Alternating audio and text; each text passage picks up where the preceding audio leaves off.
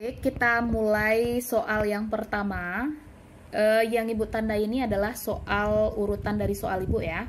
Nah, jadi soal yang pertama ini tentang torsi. Sebuah batang ditarik dua buah gaya seperti ditunjukkan gambar. Ada F1 20 Newton, kemudian ada F2 besarnya 10 Newton. Momen gaya di titik O adalah. Nah, jika soalnya menyatakan momen gaya di titik tertentu, artinya titik tersebut menjadi poros dari rotasi. Nah, bagaimana penyelesaiannya? Silakan diperhatikan. Nah, di sini ada F1, ada F2, kemudian ada titik O. Karena F1 dan F2 ini membentuk sudut terhadap batang, maka harus kita proyeksikan. Ini F1X, ini F1Y. Begitupun dengan F2, ini F2X, ini F2Y. F1X berada di samping sudut, berarti cos. F1 cos 37. F1 nilainya 20 Newton, cos 37 0,8. 20 dikali 0,8, 16 Newton. F1Y itu berada di depan, berarti sin. F1 sin 37, 20 Newton dikali 0,6 sama dengan 12 Newton. R1X. R1X ini adalah lengan gaya akibat gaya F1X. Nah, kalau kita perpanjang garis gaya dari F1X, itu dia nanti bertemu dengan poros. Artinya, dia tidak mempunyai lengan gaya. Ingat, lengan gaya itu adalah jarak tegak lurus dari perpanjangan garis gaya dengan poros benda. Nah, karena poros bendanya tidak memiliki jarak tegak lurus, maka R1X-nya bernilai 0. Nah, karena R1X-nya bernilai 0, kita bisa mencari torsinya. Torsi 1 akibat gaya F1X sama dengan R1X dikali 0, berarti R1X dikali F1X, R1X-nya nilainya 0, dikali F1X 16, berarti hasilnya 0. Nah, bagaimana dengan R1X? R1Y. Jika F1Y-nya ini diperpanjang, maka yang jarak dari O ke ujung ini adalah jarak tegak lurusnya. Jadi ini dia. Nah, ini kan tegak lurus. Berarti lengan gayanya 1,5 meter. Maka torsi 1Y sama dengan R2Y dikali F2Y. 1,5 meter dikali 12 Newton, dapatnya 18 Newton meter. Jadi satuannya didahulukan saja Newtonnya, baru meternya, tidak masalah. Hal yang sama kita lakukan. Nah, sebelum kita lanjut ke torsi 2, karena di sini torsi itu adalah besaran vektor, dia punya nilai, punya arah. Nah, tentu kita harus menentukan yang torsi 1Y ini searah atau berlawanan. Coba perhatikan. Ini pusatnya di tengah, kemudian ada gaya yang arahnya ke atas. Ibu dorong. Nah, ternyata dia bergerak searah jarum jam. Artinya nilainya negatif. Kita lanjut ke F2. F2X sama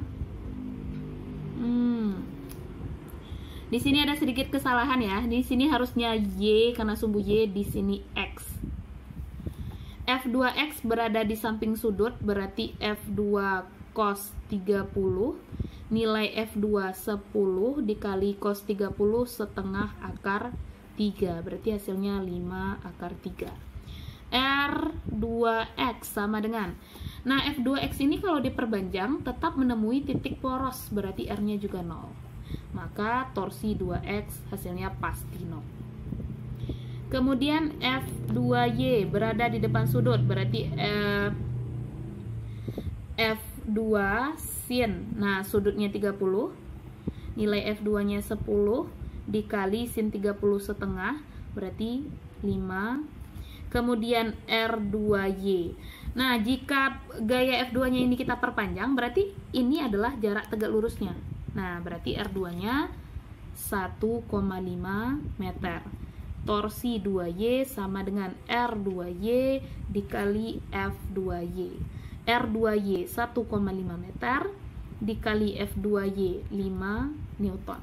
Berarti hasilnya adalah 7,5 Newton meter. Nah, kemudian kita perhitungkan arahnya. Porosnya berada di kiri, kemudian ada gaya di arah kanan yang arahnya ke atas. Kita coba. Nah, ternyata dia berlawanan, berarti nilainya adalah plus. Nah, maka sigma torsi total di titik O adalah torsi 1X ditambah torsi 1Y ditambah torsi 2X ditambah torsi 2Y. Torsi 1X 0 ditambah torsi 1Y 18, nilainya negatif, min 18 Newton meter, ditambah torsi 2X 0 ditambah torsi 2Y 7,5, nilainya positif, min 18 ditambah 7,5, berarti hasilnya min 10,5 Newton meter. Artinya apa? Torsi di titik O itu nilainya 10,5 Newton meter. Arahnya di sini kan negatif, berarti arahnya searah jarum jam. Kita masuk soal kedua. Perhatikan gambar di samping. Pesawat Atwood seperti gambar terdiri atas katrol silinder dianggap sebagai silinder pejal yang masanya 2 kg, massa M1 5 kg, dan massa M2 4 kg. Jika jari-jari katrol 40 cm dan percepatan gravitasi 10 meter per sekon kuadrat, yang ditanya percepatan benda sebesar. Nah, silakan diperhatikan penjelasannya. Jadi, kita sudah tahu bahwa M1 itu lebih besar daripada M2. Artinya, pada benda 1 arah percepatannya ke bawah karena dia lebih besar massanya, sedangkan pada benda 2 arah percepatannya ke atas. Jadi benda M1 menarik benda M2. Kita tinjau satu-satu. Yang pertama, tinjau benda 1. Kita masukkan ke hukum 2 Newton, sigma F sama dengan M dikali A.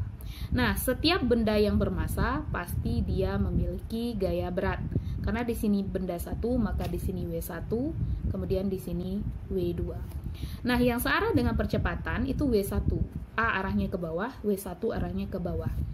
Di sini ada tegangan tali arahnya 2. Nah, ingat ketika kita meninjau suatu benda, arah tegangan tali itu selalu keluar atau menjauhi dari benda yang kita tinjau. Jadi, ketika kita meninjau benda M1, maka tegangan talinya ke atas. Nah, berarti yang searah dengan percepatan adalah W1. Berarti W1 yang searah dengan percepatan dikurang dengan T1 yang berlawanan sama dengan, karena yang kita tinjau adalah benda 1, M1 dikali A. W1 itu merupakan berat dari benda 1. Ingat, W, M dikali G. Massa 1, 5 dikali G-nya 10, berarti 50 Newton dikurang T1 sama dengan M1-nya 5 kg dikali A. Berarti kalau kita pindahkan T1-nya ke kanan, 50 dikurang 5A sama dengan T1. Biarkan saja satuannya dulu tidak dibuat untuk mempermudah pengerjaannya. Kemudian kita tinjau benda 2. Berbeda dengan benda 1, pada benda 2 yang searah dengan percepatannya adalah T2. Berarti sigma F sama dengan M dikali A. Ini F2 ya, ini M2. Begitupun dengan benda 1. Nah, yang searah dengan percepatan adalah T, berarti T2. Yang berlawanan arah dengan percepatan itu W, kurang W2 sama dengan M2 dikali A. T2 dikurang W2, massa benda 2 4, berarti beratnya 40 Newton sama dengan 4 kg dikali A. Jika kita ingin meninggalkan T2 sendiri, berarti T2 sama dengan 4 kg dikali A, 4A, satuannya kita abaikan dulu. Kemudian kurang pindah jadi 40. Ini kita anggap persamaan kedua. Ini persamaan 1. Nah, di sini kita sudah menggunakan hukum Newton, kita gunakan hukum torsi. Sigma torsi sama dengan I dikali alfa. Nah, ingat, sigma di sini adalah gaya total yang bekerja pada si katrol. Nah, di sini yang searah dengan percepatan adalah si T1. Kenapa sekarang T1 dianggap searah dengan percepatan, sedangkan ketika kita meninjau benda 1, T1-nya ke atas, karena tegangan tali ini arahnya selalu menjauhi benda yang kita tinjau. Saat kita meninjau benda M1 arahnya ke atas, namun saat kita meninjau katrol arahnya ke bawah. Berarti di sini kita buat tinjau katrol. Yang searah dengan percepatan adalah T1, yang berlawanan arah dengan percepatan adalah T2. Nah, T2 di sini arahnya ke bawah. Berarti torsi adalah hasil perkalian lengan gaya dengan gaya totalnya.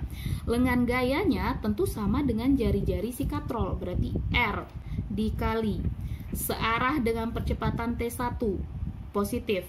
Ini arahnya berlawanan, berarti kurang. T2 sama dengan. Nah, ini kan kita anggap silinder pejal. Kalau silinder pejal, itu momen inersianya I sama dengan setengah mr kuadrat. Ini ada di tabel, silahkan dicari. Berarti setengah mr kuadrat dikali. Ingat, hubungan antara percepatan sudut dengan percepatan linear adalah A per R. Jika R di bagian kiri kita pindahkan ke kanan, maka R-nya jadi 2. Nah, di sini ada 2, berarti bisa kita coret. T1 dikurang T2 sama dengan setengah. M di sini adalah massa katrol, karena yang kita tinjau katrol. Massa katrol 2 kg dikali 2 dikali A. 2 coret. Berarti T1 dikurang T2 sama dengan A. Nah, ini dia. Kita lanjutkan ke persamaan 1 dan persamaan 2. T1 kita ubah jadi 50 dikurang 5A dikurang T2 4A ditambah 40 sama dengan A. Berarti 50 dikurang 5A dikurang 4A dikurang 40 sama dengan A. 50 dikurang 40 ini 10 dikurang minus 5 kurang 4 9A sama dengan A. Maka 10 sama dengan A. Ini pindah ruas ditambah 9A, maka 10 sama dengan 10A. Maka A sama dengan 10 per 10 sama dengan 1 meter per sekon kuadrat. Jadi percepatan sistem kita dapatkan sebesar 1 meter per sekon kuadrat. Kita masuk soal kelima. Ini tentang momen inersia. Perhatikan gambar berikut. Di sini ada 4 buah benda yang dihubungkan dengan batang. Jadi batangnya di sini diabaikan masanya. Ada M1, M2, M3 dan M4. Kemudian sistem ini diputar sepanjang sumbu Y. Nah, yang ditanya tentukan momen inersia. Nah, ingat, momen inersia itu adalah besaran skalar. Jadi dia hanya punya nilai, ya. Jadi dia punya nilai tetapi tidak punya arah. Artinya dia besaran skalar. Nah, ingat, untuk menentukan momen inersia sistem berarti kita jumlahkan masing-masing momen inersianya. Berarti sigma I atau momen inersia total sama dengan sigma mr kuadrat. M di sini massa, R di sini jari-jari. Nah, kita lihat bahwa benda ini berputar di sepanjang sumbu Y. Karena bendanya ada 4, berarti ada 4 massa, M1 dikali R1 kuadrat, ditambah M2 dikali R2 kuadrat, ditambah M3 dikali R3 kuadrat, ditambah M4 dikali R4 kuadrat. M1 nilainya 2 kg dikali R1. R ini adalah jarak benda ke pusat rotasi. Nah, berarti 20 cm. 20 cm, R1 sama dengan 20 cm. Ingat, harus diubah ke satuan internasional, berarti ini 0,2 meter. 0,2 meter dikuadratkan ditambah M2 nilainya 3 kg dikali. Nah, M2 ini kan dia berada pada pusat rotasi, berarti dia tidak punya jarak dengan pusat rotasi, berarti R-nya 0. 0 dikuadratkan, ditambah. Begitupun dengan M3, karena selama benda itu berada di pusat rotasi di sepanjang sumbu Y, maka dia akan memiliki R-nya yang 0. Berarti di sini R2 sama dengan 0, R3 juga sama dengan 0. M3 nilainya 1,5 kg dikali R3 nilainya 0 dikuadratkan, ditambah massa benda 4 2,5 kg, kemudian R4 jarak dari massa 4 ke pusat rotasi 40 cm, 40 cm ini 0,4 meter dikali 0,4 dikuadratkan. 2 kg dikali 0,2 dikuadratkan 0,04 meter kuadrat, ditambah 3 dikali 0, 0 ditambah 1,5 dikali 0, 0 ditambah 2,5 kg dikali 0,4 dikuadratkan 0,16 meter kuadrat. 2 dikali 0,04 ini 0,08 kg meter kuadrat. 2 dikali 0,04 0,08 kg meter kuadrat, ditambah 0 tidak usah kita perhitungkan, 2,5 dikali 0,16. Nah, ini adalah 0,4 kg meter kuadrat. Jadi momen inersia total adalah 0,08 ditambah 0,4, hasilnya adalah 0,48 kg meter kuadrat. Kita masuk soal keempat, ini tentang titik berat. Di sini ada sebuah gambar persegi panjang dengan panjang 6 cm, dengan panjang 10 cm dan lebarnya 6 cm. Di bagian atas persegi panjang ini terdapat potongan berbentuk segitiga. Nah, tugas kita di sini adalah menentukan titik berat pada sumbu X dan sumbu Y. Langkah pertama yang harus kita tempuh adalah di sini kan ada dua buah bangun, yaitu persegi panjang kita anggap benda 1, kemudian ada segitiga kita anggap benda 2. Jadi persegi panjang ini kita anggap penuh, segitiga ini memotong persegi panjang. Nah, untuk menentukan titik berat tentu kita harus tahu dulu luasannya. Kenapa kita harus mencari luas? Karena benda ini berbentuk luasan. A1, luas benda 1, ini persegi panjang, panjang dikali lebar. Panjangnya 10 cm dikali lebarnya 6 cm.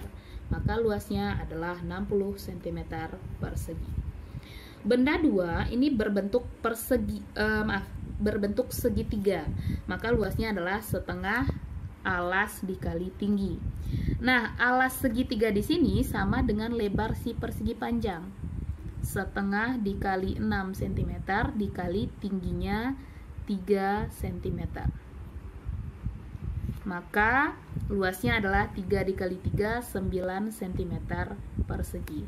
Nah, kita sudah tahu luasnya, kemudian kita tentukan X1 dan Y1-nya. X1, di sini persegi panjangnya kita hitung dari sumbu X dan sumbu Y. Jadi kita anggap di sini adalah pusat 0,0 dari sumbu X dan sumbu Y. Karena persegi panjang ini adalah benda yang teratur, maka titik beratnya pasti berada di setengah bagiannya. Ini sumbu X, ke atas adalah sumbu Y. Jadi untuk sumbu X titik beratnya pas di tengah-tengah, setengah dari 6, berarti 3 cm. Bagaimana dengan sumbu Y-nya? Ini sumbu Y, titik beratnya dihitung dari pusat 0,0 adalah setengahnya, maka setengah dari 10 adalah 5 cm. Kemudian benda kedua, X2. Nah, di sini segitiga kalau kita lipat 2 dari sumbu X, maka bagian kiri dan kanan juga sama. Berarti titik berat untuk sumbu X-nya tetap setengah dari 6 cm. Ya, jadi titik berat selama benda itu teratur, maksudnya ketika kita lipat dia membentuk bagian yang sama, maka titik beratnya pas di tengah. Nah, jadi setengah dari 6 cm ini adalah 3 cm. Bagaimana dengan Y2? Coba dilihat di tabel yang ada di bahan ajar. Untuk titik berat segitiga itu adalah sepertiga dari tinggi. Nah, di sini kan tingginya 3 cm. Berarti sepertiga dari tinggi itu adalah, misalnya kita anggap di sini 1 cm. Nah, yang kita hitung itu adalah dari alasnya. Berarti kalau kita hitung dari bawah adalah jarak dari titik yang Ibu tandai sampai ke bawah. Nah, misalnya di sini 1 cm. Jadi Y2 sama dengan sepertiga dari tingginya 3 cm, dapatnya 1 cm. Kita hitungnya dari alasnya. Ingat ya, ini gambarnya terbalik. Berarti 1 cm itu kita hitung dari puncak. Sedangkan yang harus kita tentukan itu adalah jaraknya ke bawah, ke titik 0,0. Nah, apabila di sini 10 cm, kemudian jarak dari atas sampai titik berat segitiga adalah 1 cm, maka jarak dari titik berat segitiga ini sampai ke bawah otomatis 10 dikurang 1. Jadinya Y2-nya adalah 10 cm dikurang 1 cm, dapatnya 9 cm. Nah, jadi titik berat ini kita menentukannya dihitung dari dasarnya, dari dasar titik 0,0 ke titik yang kita tinjau. Nah, ingat ya, ini tadi sepertiga dari tinggi 1 cm, kemudian kita hitung jarak dari titik berat segitiga sampai ke bawah. Kita masukkan ke rumus titik berat. X0 sama dengan A1X1 ditambah A2X2, karena gambarnya cuma 2, per A1 ditambah A2. Nah, coba perhatikan di sini. Segitiga ini ada untuk mengurangi luas si persegi panjang, bukan menambah, kecuali segitiganya arahnya ke atas, baru menambah luas. Karena di sini dia memotong, berarti luasan di sini nilainya adalah negatif. Jadi si segitiga ini menyumbang luasan yang negatif, berarti harus kita kurangkan. A1 60 cm persegi dikali X1 3 cm dikurang, ingat ya, A2 ini nilainya negatif karena dia mengurangi luas persegi panjang, dikurang 9 cm persegi dikali X2 nilainya 3 cm bagi A1 60 cm persegi dikurang A2 9 cm persegi. 60 dikali 3 180 cm pangkat 3 dikurang 27 cm pangkat 3 per 51 cm kuadrat. 180 dikurang 27 153 cm pangkat 3 dibagi 51 cm kuadrat. 153 dibagi 51 3 cm. Nah, kenapa ini pangkatnya tinggal 1, di bawah ada 2, di atas ada 1, dikurangkan tinggal 1. Nah, jadi titik berat untuk sumbu X itu nilainya 3 cm. Hal yang sama kita lakukan dengan sumbu Y. Berarti Y0 sama dengan A1Y1 ditambah A2Y2 per A1 ditambah A2.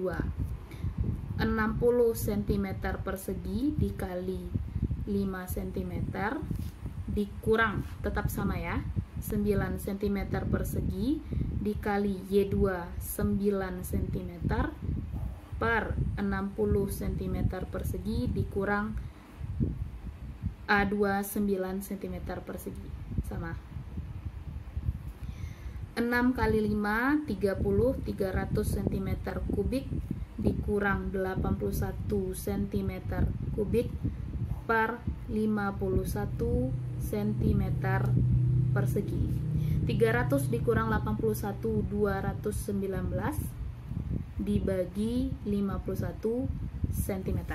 Nah, jadi ini adalah titik berat pada sumbu Y. Maka titik berat luasan benda yang kita jelaskan tadi adalah X0, Y0, maka titik beratnya berada pada titik 3 cm, 219 per 51 cm. Ini boleh dinyatakan dalam pecahan, boleh dalam desimal. Kita lanjut soal yang kelima dari urutan soal yang Ibu berikan. Nah, ini materinya tentang kesetimbangan benda tegar. Nah, mari kita simak. Sebuah benda digantung seperti gambar berikut. Massa benda yang digantung adalah 20 kg. Jika percepatan gravitasi 10 meter per sekon kuadrat, hitung tegangan tali T1 dan T2 berturut-turut. Nah, silakan diperhatikan. Nah, di sini T1 dan langit-langit memiliki sudut 30 derajat. Kemudian antara T2 60 derajat. Nah, di sini yang ada hanya tali. Tali bukan benda tegar, artinya dia tidak akan mengalami gerak rotasi, ya. Nah, jadi di sini torsinya tidak akan ada. Berarti kesetimbangan yang kita tinjau di sini hanya kesetimbangan translasi. Nah, karena di sini ada benda bermassa, otomatis dia memiliki gaya berat W, massanya 20 kg, berarti gaya beratnya 200 Newton. Nah, antara T2 dengan W ini dia tidak berada di satu garis, ya. Nah, jadi karena dia tidak berada di sumbu-sumbu yang tepat, sumbu X dan sumbu Y, maka harus diproyeksikan dulu. T2 diproyeksikan ke bawah, ini T2X. T2 diproyeksikan ke atas, ini T2Y. Begitupun dengan T1, T1X. Sedangkan di sini T1Y. Nah, jika di sini sudutnya 30, berarti di bawah ini juga 30 derajat. Jika di sini 60, maka di bawah juga 60 derajat. Kita uraikan. T1X. T1X berada di samping sudut, berarti cos. T1 cos 30. T1 dikali cos 30 setengah akar 3. Kemudian T1Y. T1Y ini berada di depan sudut. Kalau dipindahkan T1Y ke sini, ini kan besarnya sama, berada di depan sudut. T1 sin 30. Berarti T1 dikali setengah. Kita tinggalkan saja dulu. Lanjut T2. T2X sama dengan di samping sudut T2 cos 60. T2 dikali cos 60 setengah. Kemudian T2Y sama dengan T2 sin 60. T2 dikali setengah akar 3. Nah, setelah kita uraikan, baru kita gunakan syarat kesetimbangan. Ada 3 syarat dari kesetimbangan. Yang pertama, sigma Fx sama dengan 0. Perhatikan semua gaya-gaya yang berada di sumbu X. Nah, ternyata yang berada di sumbu X itu adalah T1X dan T2X. Yang ke kanan kita anggap positif, yang ke kiri kita anggap negatif. Berarti T2X dikurang T1X sama dengan 0. Pindah ruas, T2X sama dengan T1X. Nah, di sini T2X dan T1X kita ganti. T1 dikali setengah akar 3 sama dengan T2X T2 dikali setengah sama dengan T1X T1 dikali setengah akar 3. Nah, kita belum tahu T2 dan T1 nya berapa nilainya. Berarti kita cari dulu berapa nilai T2 dan T1. Nah, satu-satunya gaya yang sudah memiliki nilai adalah W. Dan W ini berada di sumbu Y. Berarti kita masukkan ke syarat yang kedua. Sigma Fy sama dengan 0. Yang arah ke atas kita anggap positif, yang arah ke bawah kita anggap negatif. Berarti yang arah ke atas adalah T1Y dan T2Y. T1Y ditambah T2Y dikurang W sama dengan 0.